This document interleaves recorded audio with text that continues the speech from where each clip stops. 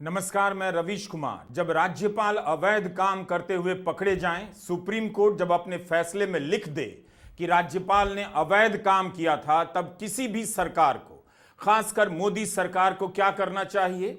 क्योंकि इस राज्यपाल के कारण सुप्रीम कोर्ट ने राष्ट्रपति तक को भी नसीहत दी है और राज्यों के बिल पर विचार करने के लिए समय सीमा पहली बार तय कर दी है। एक राज्यपाल के अवैध काम में राष्ट्रपति भवन को भी भागीदार बनाने की कोशिश हुई, फिर भी अभी तक उन्हें बर्खास्त नहीं किया गया है। अवैध और सरासर गलत काम किया है आर.एन. रवि ने। सुप्रीम कोर्ट ने बिना लाग लपेट के साफ शब्दों में कहा है कि 10 विधेयकों को राष्ट्रपति के पास भेजने का राज्यपाल का फैसला अवैध था और मनमाना था, इसलिए उनके फैसले पर रोक लगाई जाती है। राज्यपाल आर.एन. रवि ने पहली बार विधानसभा के पास किए गए 10 विधेयक को मंजूरी नहीं दी, लटका दिया। थक हार कर तमिलनाडु की सरकार सुप्रीम कोर्ट गई। सुप्रीम कोर्ट ने राज्यपाल को नोटिस जारी किया, तब जाकर राज्यपाल ने उन सभी विधेयकों को विधानसभा के पास फिर से विचार करने के लिए भेजा। विधानसभा ने फिर से पास कर दिया, तब भी राज्यपाल आर.एन. रवि ने मंजूरी नहीं दी। मंजूरी को टालने के लिए इस बार राष्ट्रपति के पास विचारों के लिए भेज दिया।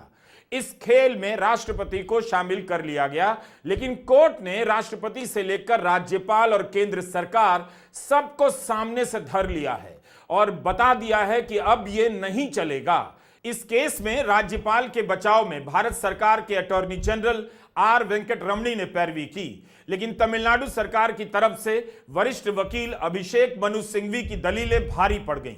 देश के इतिहास में पहली बार हुआ है कि विधानसभा में पास हुए विधेयकों को सुप्रीम कोर्ट के आदेश के आधार पर नोटिफाई किया गया है, राज्यपाल के दस्तखत से नहीं। क्यों हुआ है ऐसा? क्योंकि तमिलनाडु के राज्यपाल अवैध काम करते हुए पकड़े गए हैं। राज्यपाल को राज्य में संविधान का संरक्षक माना जाता है। जब वही अवैध काम करते हुए पकड़े जाएं, तो क्या किया जाना चाहिए था? 8 अप्रैल को सुप्रीम कोर्ट का फैसला आया, 12 अप्रैल हो गया, लेकिन तमिलनाडु के राज्यपाल आर.एन. रवि के खिलाफ कोई एक्शन नहीं हुआ। ना तो इन्हें बर्खास्त किया गया है, ना तबादला हुआ है, ना ही ऐसा कुछ इरादा दिखता है। राज्यपाल पर सिर्फ विधानसभा में पास बिलों को रोकने का ही आरोप नहीं था, 2 आरोप और थे। तमिलनाडु सरकार ने कुछ अधिकारियों के खिलाफ भ्रष्टाचार के मामले में कार्रवाई के लिए अनुमति मांगी थी। उस फाइल पर भी राज्यपाल आर.एन. रवि लंबे समय तक बैठे रहे। संविधान के अनुच्छेद 316 के तहत तमिलनाडु राज्य सेवा आयोग के सदस्यों की नियुक्ति के प्रस्तावों को भी राज्यपाल ने मंजूरी देने में देरी की, प्रस्ताव को लटका दिया। अक्टूबर 2023 से सुप्रीम कोर्ट यह मामला सुन रहा है। सुप्रीम कोर्ट के जस्टिस जे.बी. पारदीवाला और जस्टिस आर. महादेवन की बेंच का यह फैसला ऐतिहासिक तो है, लेकिन किसी भी सरकार को, राजनीतिक दल को शर्मिंदा करने वाला है।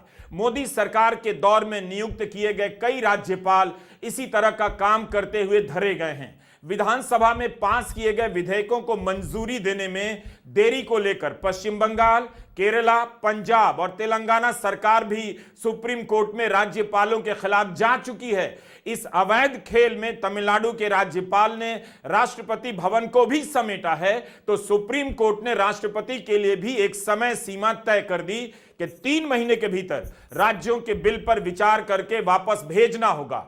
पहली बार ऐसा किया गया है। यही नहीं, केंद्र सरकार की भी जवाबदेही तय कर दी गई है।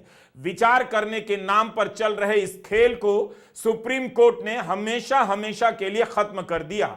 आर.एन. रवि को इसलिए भी बर्खास्त कर देना चाहिए क्योंकि तमिलनाडु सरकार ने जब अक्टूबर 2023 में राज्यपाल को नोटिस जारी किया, उसके बाद भी राज्यपाल ने विधानसभा में दोबारा पास किए गए विधेयकों को मंजूरी नहीं दी और राष्ट्रपति के पास विचार के लिए भेज दिया। यह सब तब हुआ जब यह मामला सुप्रीम कोर्ट की निगरानी में आ चुका था, सुनवाई चल रही थी। आर.एन. रवि 18 नवंबर 2021 को तमिलनाडु के राज्यपाल बनाए गए। राज्य में आई डीएमके सरकार ने 13 जनवरी 2020 से लेकर 28 अप्रैल 2023 के बीच 12 बिल पास कर मंजूरी के लिए राज्यपाल के पास भेजा। 2-2 साल से बिलों को मंजूरी नहीं दी गई। थक हार कर राज्य सरकार सुप्रीम कोर्ट गई। यही नहीं, सुप्रीम कोर्ट के नोटिस के बाद जब राज्यपाल ने 10 बिलों को विधानसभा के पास फिर से विचार करने के लिए भेजा, तो उसमें कोई संदेश तक नहीं लिखा, कोई कारण नहीं लिखा। जब विधानसभा ने फिर से इन विधेयकों को पास कर दिया, तब भी मंजूरी नहीं दी और राष्ट्रपति के पास भेज दिया। नमस्कार, मेरा नाम है संजीव प्रताप और आप देख रहे हैं अपना पसंदीदा YouTube channel daily real news 247। जी हाँ, आज फिर हाजिर हूँ एक और महत्वपूर्ण वीडियो के साथ। जैसा कि आप देख रहे हैं, ये वीडियो की अभी शुरुआत है। इसमें देश के वरिष्ठ पत्रकार बहुत ही गंभीर विषय पर रिपोर्ट लेकर आए हैं और अपनी रिपोर्ट के माध्यम से आप देख सकते हैं कि किस तरह से इस पूरे मसले की उन्होंने परतें खोल के रख दी हैं, सारे धागे खोल कर रख दिए हैं, एक एक कर दिए हैं। बस आपसे एक छोटा सा निवेदन है, इस वीडियो को आप पूरा देखें, स्किप करके ना देखें और बीच में छोड़कर न जाएं। साथ ही इस वीडियो को अपने चित परिचितों और दोस्तों के पास ज़्यादा से ज़्यादा शेयर करें और लाइक करना न भूलें। जिसे कोर्ट ने अवैध कहा है, गलत कहा है, मनमाना कहा है, तो अवैध काम करने वाले राज्यपाल को क्या सजा नहीं देनी चाहिए? 2 से 5 साल तक राज्यपालों के पास मंजूरी के लिए बिल लटके रह गए। सोचिए, जनवरी 2020 में पास किया हुआ बिल अभी तक मंजूर नहीं हुआ था, 5 साल गुजर गए। विधानसभा के अधिकार पर राज्यपाल के जरिए हमला हो रहा था। डीएमके की सरकार का एक तरह से आधा या उससे भी ज्यादा कार्यकाल खत्म हो गया। यह सरासर किसी सरकार को काम करने से रोकने के समान है। इस तरह के मामले विपक्ष की सरकारों में ही देखने को मिले। तेलंगाना में भी सितंबर 2022 में पास किए हुए 10 बिल पर जब मंजूरी नहीं दी गई तो उस समय की केसीआर सरकार सुप्रीम कोर्ट गई। इस फैसले को पढ़ते हुए यही लगता है कि राज्यपाल ने अपने अवैध काम में सबको हिस्सेदार बना लिया है या सब इसमें शामिल थे। केंद्र सरकार से लेकर राष्ट्रपति भवन तक तमिलनाडु के राज्यपाल संवैधानिक पद पर बैठे हुए और सुप्रीम कोर्ट के नोटिस को छकाते हुए राष्ट्रपति के पास विधेयक को भेज देते हैं, यानी राष्ट्रपति भवन का भी इस्तेमाल करते हैं। सवाल है कि यह दुस्साहस किसके संरक्षण से आता है? जवाब है, इनके संरक्षण से आता है। हमने आपको कई बार बताया है कि इलेक्टोरल बॉन्ड का कानून असंवैधानिक निकला, सुप्रीम कोर्ट ने पाया। यह कानून किसने बनाया था? मोदी सरकार ने। आईटी एक्ट में संशोधन असंवैधानिक निकला, लेकिन यह तो अलग ही मामला है। जो संविधान के संरक्षक हैं वही अवैध काम कर रहे हैं। तो आप मोदी सरकार के दौर की राजनीतिक डिजाइन देख लीजिए, संविधान का कितना आदर सम्मान हो रहा है। हर समय 60 और 70 के दशकों का किस्सा याद दिलाकर पिछले 11 साल की करतूतों पर आप पर्दा नहीं डाल सकते। राज्यपाल रवि के बारे में सुप्रीम कोर्ट के फैसले की भाषा पर गौर कीजिए। यह केवल फैसला नहीं बल्कि निर्देश है। अवैध काम करते हुए पकड़े गए और क्या करना चाहिए वह भी सुप्रीम कोर्ट ने बता दिया। कोर्ट ने कहा, राज्यपाल ने पंजाब के मामले में सुप्रीम कोर्ट के फैसले को बहुत ही कम सम्मान के साथ देखा है। अपने दायित्व को निभाते हुए दूसरे बाहरी विचारों को ज्यादा महत्व दिया है।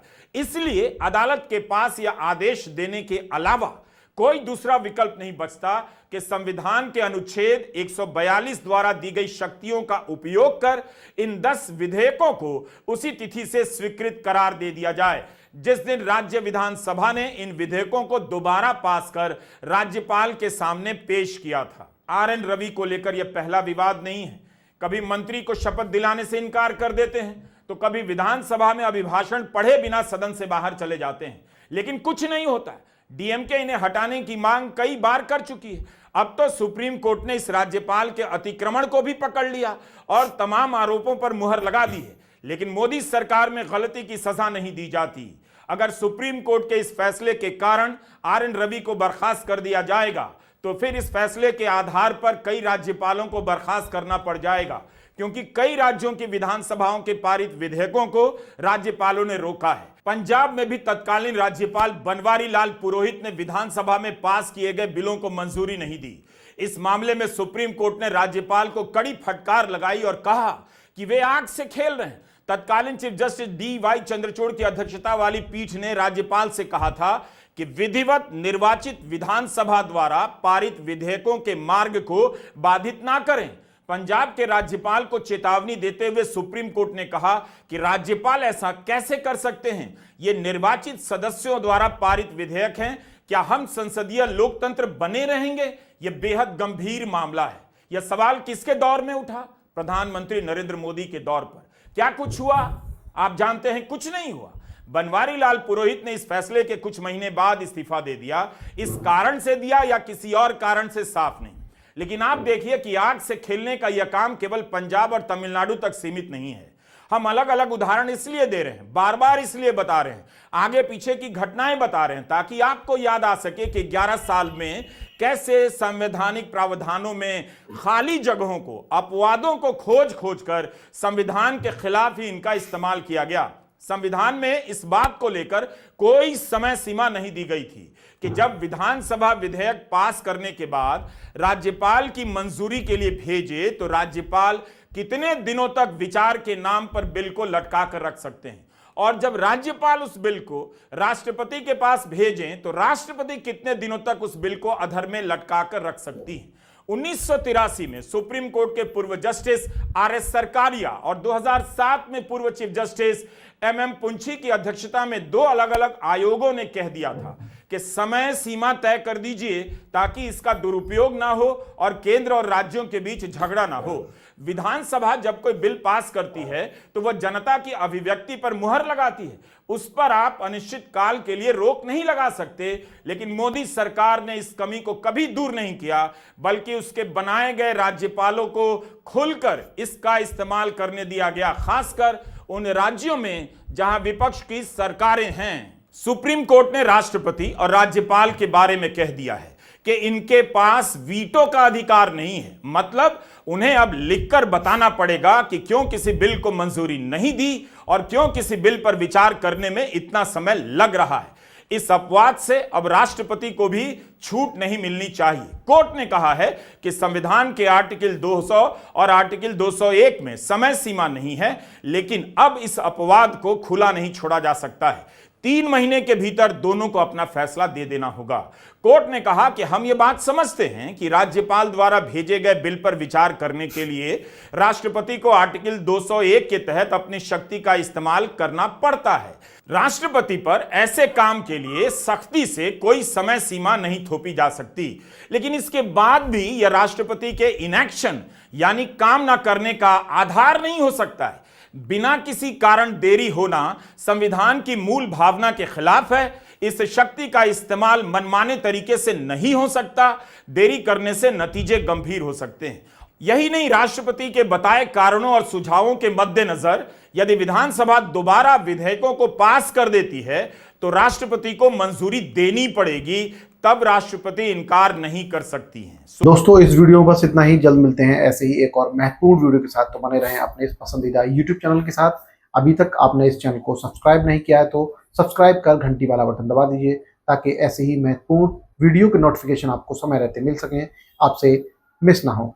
आपको हमारी किसी वीडियो से कोई शिकायत है या अपना सुझाव देना चाहते हैं तो मैसेज अपना कमेंट बॉक्स में लिखें। हम और हमारी टीम जल्द ही उस पर अमल करेगी। साथ ही यह भी बताएं कि आपको ये वीडियो कैसा लगा। तो जल्द मिलते हैं ऐसे ही एक और महत्वपूर्ण वीडियो के साथ। जय हिंद, जय भारत, जय भीम, राम राम।